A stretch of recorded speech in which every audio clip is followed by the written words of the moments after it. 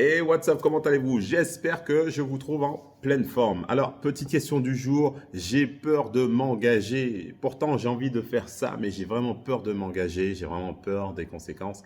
C'est la question de Nadine aujourd'hui qu'on va tâcher de répondre ensemble. J'espère que ça va pouvoir vous aider aussi parce que vous avez certainement peur dans un domaine ou un autre. On peut être très bon dans un domaine et flipper dans un autre. Donc voilà. Par contre, avant ça, n'oubliez pas, j'espère que vous êtes abonnés. Abonnez-vous à la chaîne, engagez-vous et puis surtout, posez vos questions, partagez si vous pensez qu'il y a des amis qui pourraient être intéressés par ce type de réponse. Et puis, faisons vivre en mode FLCT, puis la solution FLCT. Allez, concernant la question de Nadine, la peur de s'engager, en fait, c'est la peur de l'engagement. Ce qu'il faut savoir, c'est que si vous traînez trop à vous engager, à poser de petites actions, ça va générer de nouvelles peurs. Alors, les nouvelles peurs, ça va être quoi? La première peur qui va être générée, ça va être la peur du changement, en fait.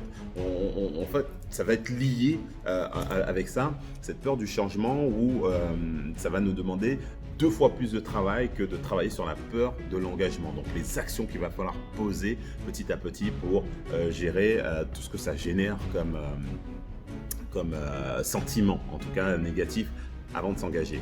Donc, n'oubliez pas que cette peur du changement va devenir un bloc à travailler et qui va générer aussi d'autres peurs. La peur de l'échec. Pourquoi je ne m'engage pas? Parce que j'ai peur d'échouer. Pourquoi j'ai peur de changer? Parce que j'ai pas de visibilité. Il y a une peur de l'inconnu, de ne pas maîtriser l'avenir. Peur de perdre quelque chose qui est important. Je n'ai pas accepté de perdre ceci ou cela. Donc ça va vraiment faire appel à vraiment plein de choses. Et puis après, il va y avoir la peur de la réussite qui va se greffer à ça, puisqu'on va se retrouver avec des réponses valables. En gros, vous allez vous retrouver dans un sentiment d'insécurité. Et sentiment d'insécurité, on va le ressentir en permanence à chaque fois qu'il y a quelque chose qui va faire appel à votre projet, à votre besoin du moment. Alors ça peut être une relation, ça peut être du travail, ça peut être investir, ça peut être... Vous allez ressentir ce manque de sécurité, en tout cas cette insécurité en vous et qui va vous empêcher d'agir. Donc on va être comme paralysé et puis ça va toucher à l'estime de vous. Pourquoi? Parce que on se retrouve dans cette position-là parce que, en vrai, on pense qu'on n'est pas capable de faire ça. Vous pensez, ou tu penses que tu n'es pas capable de gérer ou de supporter ce que ça va générer comme frustration, comme difficulté, comme sensation, sentiment. Parce que peut-être il y a des références sur le passé, oui, mais à chaque fois que il s'est passé ci, en tout cas, je ne me sens pas capable, donc du coup, je n'y vais pas.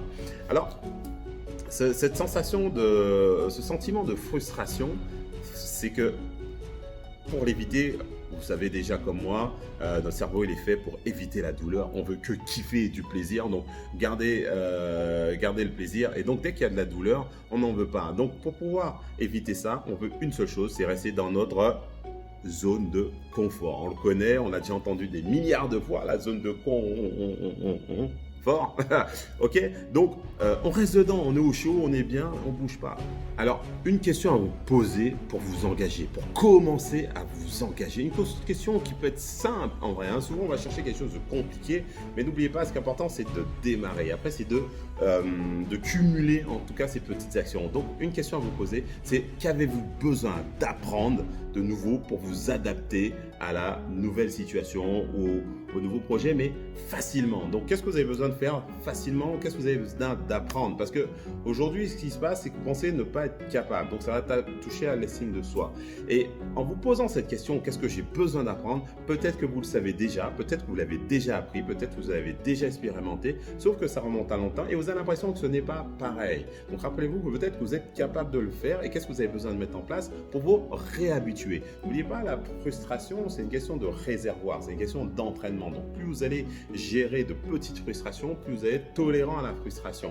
Aujourd'hui, plus vous allez fuir cette frustration pour éviter la douleur, moins vous allez être compatible, en tout cas tolérant à la frustration.